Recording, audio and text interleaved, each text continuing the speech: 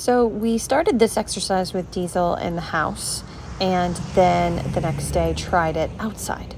Diesel isn't great with people, especially men that put pressure on him, and he's not good at sit or down anymore. He's getting to be an old guy, and it's a lot for him.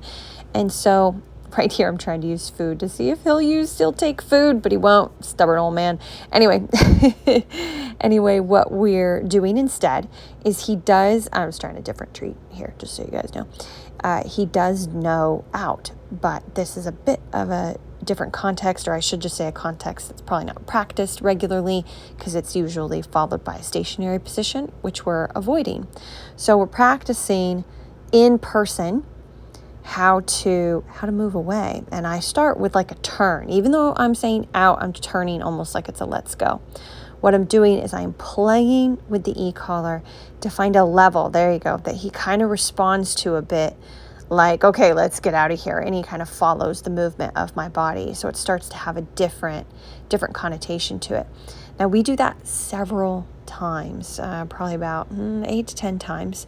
And once I feel like that's really smooth, I didn't even need e-collar, I could just rock back and say out, and he would move with me, really, really easily, even with just the verbal. That's what I was looking for.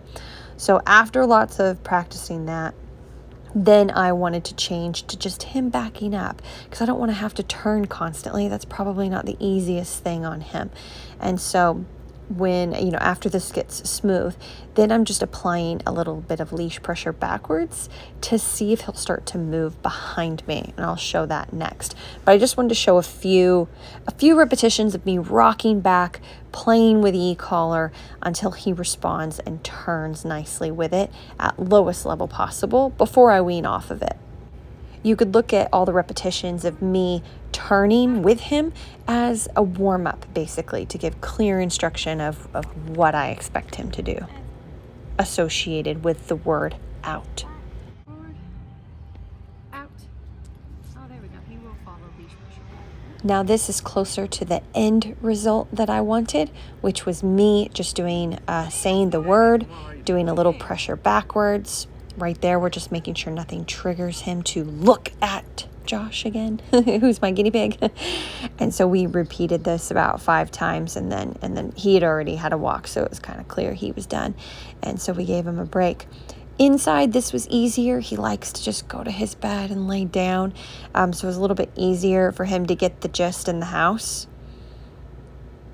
All right, so right there, I'll re-show that and explain what I was doing.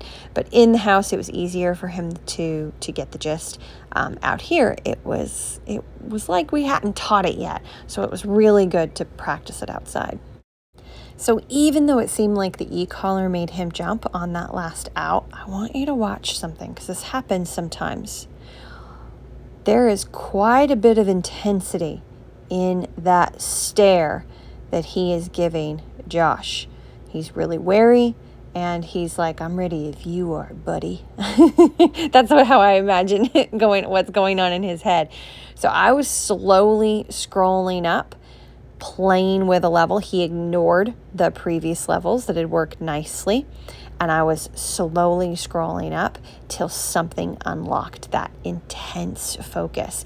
And I'm not sure if it's because Josh took a step and then kind of popped his knee out too, in addition to it.